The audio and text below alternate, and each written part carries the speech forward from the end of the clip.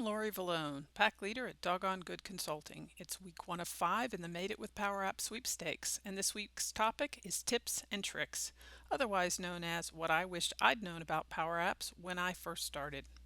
I've been working with Power Apps for about 2 years now, and one of the hardest things is always debugging my application. There's some features built into Power Apps that certainly help with that, like being able to view variables or view collections. The one limitation with viewing collections is it'll only show you the first 5 rows of data. It'll show you all the columns and the data types, but only the first 5 rows. So a great way to get around this is to add a debug only page to your application.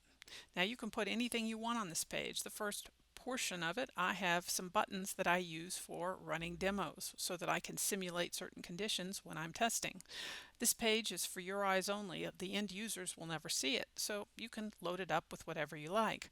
I've put a gallery down here at the bottom and I've connected it to a collection call resources.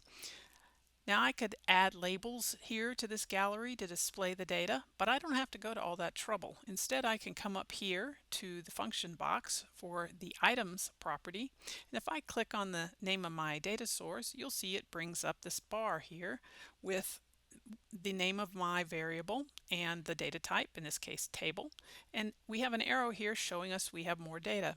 Clicking on it, I can now see all of the rows of my table as well as all of the columns. Great way to be able to see the data that is going into your app more fully than you could previously with just view collections. I can use this with just about any field. Here's a button. If I click on the name of a variable here, it shows me the current setting for that. In this case, it is false, and the data type is Boolean. If I click on another button here, I have a variable. It is also set to false and data type Boolean.